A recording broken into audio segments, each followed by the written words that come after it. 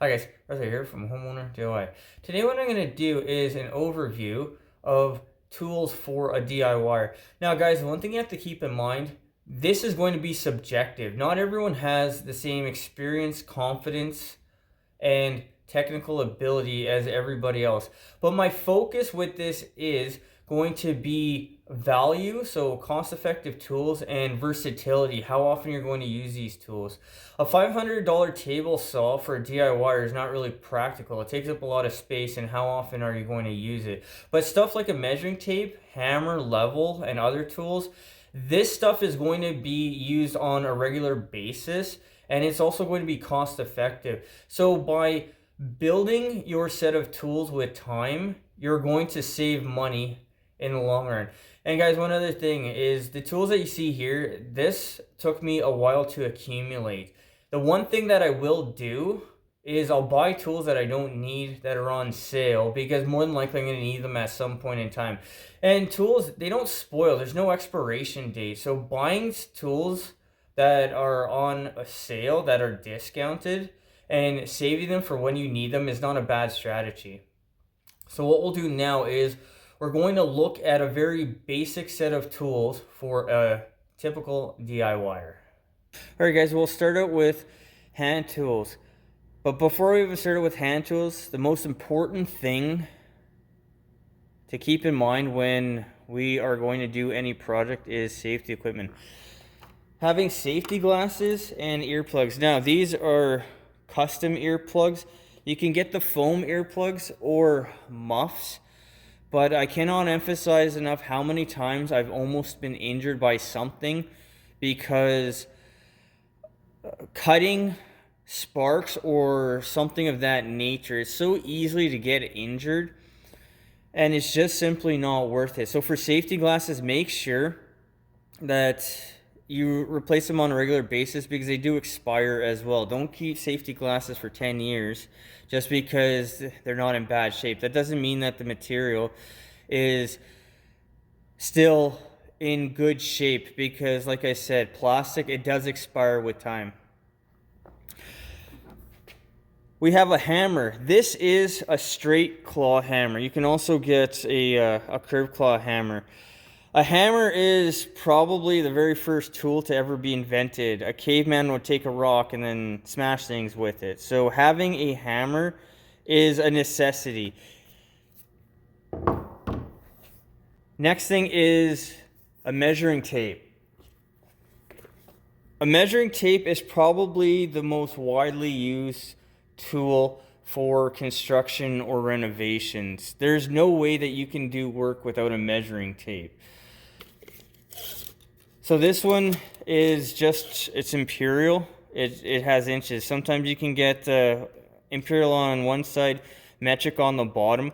But guys, once again, this is a DeWalt. This is a reputable brand. Don't buy some whatever brand because it was cheap, or buy something that is reputable so you'll get a better result. And stuff like the hook here, I don't know what a cheaper tape is going to do, but if this has a lot more play in it, then all your measurements are off, so it doesn't do you any good.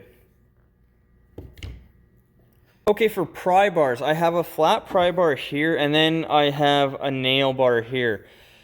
You are going to use both of these for different reasons. This will be for pulling nails. This will be for pulling pieces of wood apart. You can also use it to pull nails as well. But having more than one pry bar is, for the most part, it's going to be a necessity. This one you may not be able to get into smaller spaces. This will have its own uses. This is not going to be very good for prying things apart, but this is wider, so you're going to use this for something like shingles. All right, next we have is a knife, a utility knife. This is an Olfa. It says right here, Olfa. So the thing about these types of knives is the blades are snappable. So you have the lines where you can snap the blade off as the blade wears out. Also, make sure that you have spare blades on hand. Having a sharp knife is another very simple thing to yield a better result. If you have a dull knife, you're not going to get nice clean cuts, and it's going to show once the job is done. It's a very simple tool, but it's important to have a good sharp knife. Screwdrivers. This is a quick pick. So it has different bits. Sometimes they have a screw off. But a quick pick, this is going to be for something for quick changes. For a DIYer, this will save you from having 6 different screwdrivers. I mean, if I go to do something for somebody, then I will take this a lot of the times because it's easy to flip out. Now, I do have a Robertson, a Phillips, a smaller flathead as well, but for a DIYer that you're not going to be using this stuff all the time, this is more than enough. Now, this is a big flathead. This will also, besides being a screwdriver, this will go under the section of pry bars because this and this is bigger than a flathead, but having a big flathead, and you can see how many times I've pounded this down, having something like this is going to be useful in different scenarios. So when it comes to screwdrivers, I would say have a bigger flathead like this and have at least a quick pick like this. You can get smaller flatheads if you want. It's entirely up to you. Again, this will be subjective to your level of skills, commitment, and other things. All right, now we're going to get into pliers and wrenches. So this is an 8-inch crescent wrench. This will be for stuff that you want to quickly just take off. It's not under much torque. You're not going to use this stuff for a car. You're going to strip. You don't have the space, but for just general stuff, really quickly that you have a lot of space work, this will work out well. I would say one thing is, as long as it's not really tight, then this should be okay, but I wouldn't say this is necessarily a go-to, but it is handy to have, and that's why it is on the list for beginner DIY tools. So for pliers, these are linesman pliers. They're straight. They do have a cutter, not that I really use it for anything. But the great thing about linesman pliers is they'll hold stuff straight, that you're not going to have an awkward angle. So like this, it'll hold it nice and straight for you. Channel locks will be different. It'll hold things on an angle. So we'll go to channel locks. These are channel locks. These are very versatile. To hold things in place, if you want to solder or pull things apart, this will be better than a set of linesmen. And they're also adjustable, so you can adjust them to different sizes. So channel locks were originally invented by the company Channel Lock. That's why they call these things channel lock pliers. But this is a very handy tool to have. These are also known as water pump pliers. If you guys hear me say water pump, I'm referring to a set of channel locks. These things are 15 years old and they still work out well. The teeth are getting chewed up, but this is what happens when you buy a quality set of tools. They last a long time. And one easy way to tell if it's a good set of channel locks or not is by the rivet. This is a rivet. If you have a nut that's tightened on, then you have a poor quality set of channel lock pliers. These are needle nose pliers. You can get them with a cutting area like here on the linesman. These will be good for tight spots and to hold smaller things. They're cheap, but they are very useful. I kept a set of needle nose pliers in my pouch when I was plumbing on site because I did find uses for these things consistently. All right, so levels. This is a torpedo level. This is a 2-foot. I also have a 4-foot, but for most DIYers, you're not really going to use a 4-foot. The torpedo will be for small spaces, like in a cabinet or pictures. If you need to make a longer line, like you're cutting drywall, then that's when the 2 foot is going to come in. But I use both of these on a very regular basis. It just depends on the size. And you can get 4 foot, 6 foot levels. It just depends on what you're doing. But if you need to do a longer line, don't use a torpedo level and then go the distance and then move that and go the distance. Just use a bigger level. These things are not expensive, so it's worth having more than one. All right, for cutting tools, this is a hacksaw. This is what I'll use for cutting ABS or PVC pipe. This will have its own array of uses. You can get different blades. You can also store the blades up here, so you'll unscrew this, and then down here in the middle you can put extra blades. But having a quality hacksaw will make your life a lot easier. This is a Lennox. You can't really see it, but this is a Lennox. This thing again is 15 years old and it's in great shape, and it's not exactly expensive. It's worth to spend the extra money and get a better hacksaw. This is what I use for cutting pipe or even ready rod, threaded rod, when the time came. You're not always going to have power tools on hand, or there will be a situation when power tools are not going to be practical. All right, this is a speed square. A speed square will allow you to measure angles quickly. If you want to make a straight line, you can use the edge here, go up against, this is just a level, and then draw a line, and then you have something to cut off of.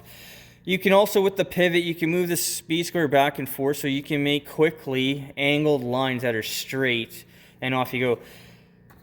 This one is plastic. You can get metal ones as well, but this is a very cheap tool, and it's a very handy tool to have. So I highly recommend for even basic DIYers to have a speed square on hand. All right, these are wire strippers. These wire strippers up here, they will strip different gauges of wire. So the biggest one is here is 10, 12, 14, 16, 18. Guys, use wire strippers. Don't use a knife when you need to strip the sheeting off a wire. This will do a better job. And depending on the type of wire, smaller copper wire will have a lot of strands in it, and you don't want to start cutting the strands. You want everything to be 100% complete. But besides that, you also have a loop here, and then you have different things. But for the money, these are definitely worth it. They're not expensive, and they have a lot of different uses. They have pliers up here. They got strippers for different gauges, and then you have this other stuff here that me, even as a DIYer, I don't use myself. But a good quality set of wire strippers is worth its weight in gold. Guys, this is the hand tool portion, the basic hand tool portion of stuff that I will use for most projects. So what we'll do now is we'll get into sockets and kits. All right, guys, so this is the kits that I have. Once again, this will cover almost everything for a DIYer. So we have our sockets, box end wrenches. These are metric, these are imperial. I have a drill bit set that has metal bits, wood bits, I think some masonry bits, other stuff as well. And this is Allen keys here. But what I'm going to do is we'll go through each of these kits one by one into more detail. All right, this is my socket set. Now, I do have other sockets. I have deep sockets and other stuff, but this is what I will generally use for most stuff on my car, or if it's anything really mechanical. So this is a 122 piece set. It has a 1/4 inch ratchet, which is here. It has a 3/8 ratchet, which is here. SAE is Society of Automotive Engineers. It is imperial, and then millimeters is the metric. All right, so this is inside the case. So we have our 3/8 ratchet here. We have a 1/4 inch ratchet.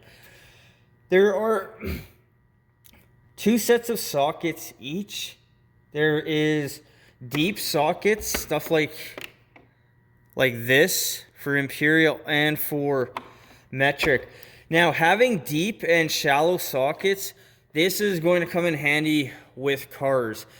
Now, this is a very basic set. It's only 122 pieces, but this has the meat and potatoes of what you're going to need for DIY. Metric Imperial. Up here, there is Torx. So Torx looks like a star. And this is a T27. So Torx goes by numbers. This is a T40. This is here. This is a T45, T50, T25. So Torx, whatever the number refers to is the size. I don't actually know what the stuff refers to, but the Torx set I have here are regular. You can also get tamper resistance, which I do have, but for DIY it's not necessary. We have a couple extensions here as well. I have more extensions, I have more ratchets, but a kit like this is not expensive. This was under $100, and I have made thousands of dollars off of this set just by doing various work for myself and for other people. So a fairly decent quality socket set. This is a Stanley, which I would say is in the middle of the road. I'm not an expert on socket brands, but this is something that'll be good enough for me. And one thing is as well, this set here, this Stanley set, this has a lifetime warranty. You strip something out, just go take it to the store, and then they'll give you a new one. You don't even need the receipt. So that's another great thing about a socket set that is reputable. Alright, so here I have box end wrenches. This is Imperial, this is Metric. So here it says chrome vanadium steel. This is Jet. This here, this is the best quality sockets and wrenches that I have. This is a professional grade right here. I got a good price on it, and this thing is like 20 years old at this point. But again, we have our open end, we have our box end. This is a 12 point. These are metric, but it's the same thing. We have our open end and our box end. You need to have both metric and Imperial. My Hondas are metric, but you'll see so much Imperial that it doesn't make sense not to have both of them.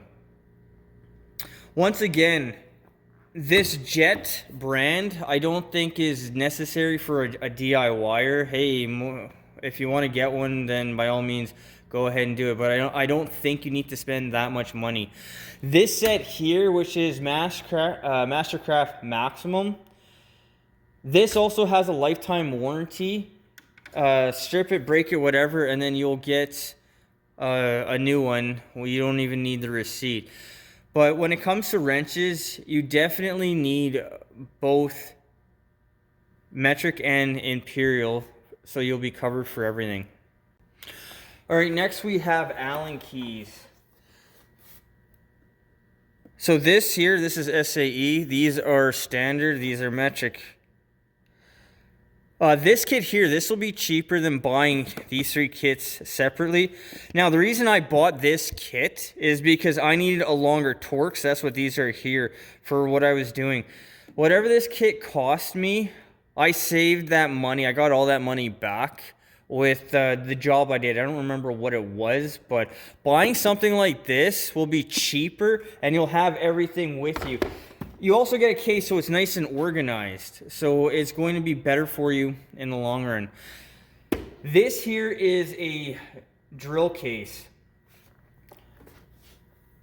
So the yellow bits up here, these are for metal. The black ones down here,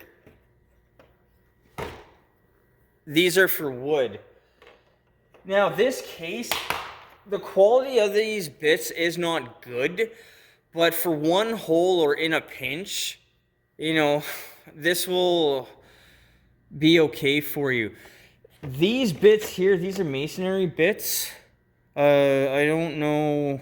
I don't know if they did not have this side or I needed to buy a replacement.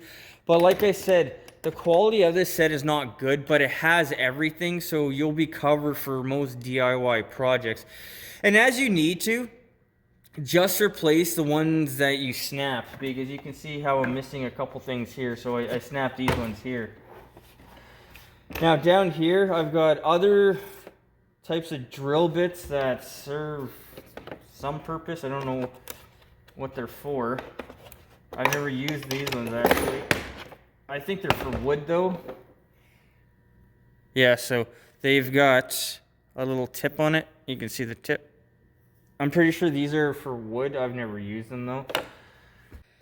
So here you have other wood bits. You have different sizes. So 3/8, half, I guess 5/8, 7/8, an inch, inch and a quarter. And then you have some sockets down here. At the very bottom, we have bits for a drill. So we have Torx here, Robertson, which is square slot, Phillips. But this one case is not expensive, and this will carry you for most jobs on your own. Like I said, the quality isn't the greatest, but once you have the kit, you can start to just buy better stuff as you move along. Alright guys, this is our power tools. So in my opinion, this is all you need for bare bones basic DIY. So we'll start off with a multimeter. A multimeter is for checking circuits. So it has direct current, it has alternating current, it has ohms for resistance, and then you can do a lot of different things with a multimeter. These things aren't expensive. You can get a fairly good one for $100 for electrical work.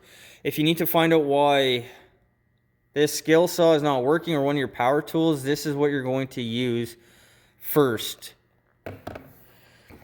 This is a volt stick, also known as a voltage tester. That's what it says right here.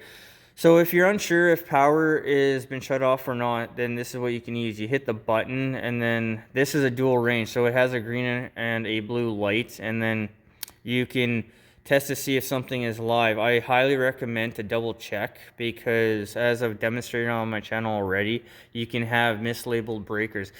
This is a safety tool. I mean, it's not expensive, but I highly recommend getting one of these if you're going to do electrical work, and even basic DIY electrical work. For power tools, we have a Sawzall, a cordless drill, and then a circular saw. So we'll start out with the cordless drill. A cordless drill will also act as a screwdriver. It'll drill holes and also screw in screws. So you have three settings. You got a drill setting, a screw setting, and then a hammer setting.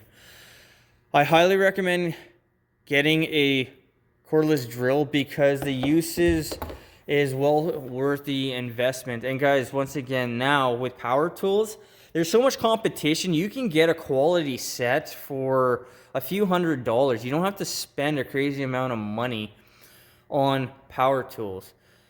Next is our Sawzall, also known as a reciprocating saw. It says Sawzall here. So this has a saw blade that goes in and out. This is a very versatile tool. You can use it to cut branches. It cuts everything. I mean, you can get so many blades. You can get metal blades, wood blades, cast iron blades, diamond tip blades. You can get a lot of different things. This is a very versatile tool to have. The one drawback with this is creates a lot of vibration. And also because this cuts in this type of action, in a back and forth action, your cuts are going to be very rough. A circular saw or a blade that spins in a circular motion, so a table saw, a miter saw, or the circular saw here, also known as a skill saw, will do much better cuts, but you need space to work. Sawzall will get you into other things. And now, this is our circular saw. So you can get different blades. This one is for wood. This is 24 teeth. You can get fiber blades, you can get metal blades. A circular saw or a saw that it has a circular type of blade, you're going to get a better cut. It's going to be cleaner, it's going to be smoother, but it's not that versatile. If you're framing something and you have a lot of space to work, that's when the circular saw will come in. If you need to get into a cabinet or something else, that is where the Sawzall is going to come in. But for power tools for a DIYer to start out with, this is all that you need. A grinder is another circular saw design, but it depends on how deep you're going to get into doing your own stuff. But guys, this concludes basic DIY tools for guys that are looking to get better, that want to do work at home, that want to learn and just want to do things for themselves instead of paying a contractor to do it for them. Alright guys, so that concludes the overview for basic tools for a DIYer. Guys, one thing to keep in mind, when you're buying tools, it is better just to buy a better brand right off the bat. If you buy a cheaper set of channel locks, after a short period of time, they're going to strip out and then you have to buy a better pair anyway. So this is something I've learned over the years. Just buy a better quality set of tools in the first place. Now, stuff like sockets, Snap-on, Jet, Mac, these are like AAA brands. These are for mechanics, everyday tradesmen. You don't need for a DIY, you don't need something such top of the line. I mean, the cost is not worth the value in my opinion. Something middle of the road will do what you want and it'll last for a long time, so you're gonna get the value out of it. Guys, I hope you enjoyed the video. I hope you learned something. I hope something here is going to help you on your DIY journey as you go along. Guys, until next time, please hit the like button, subscribe, and I'll see you on the next project.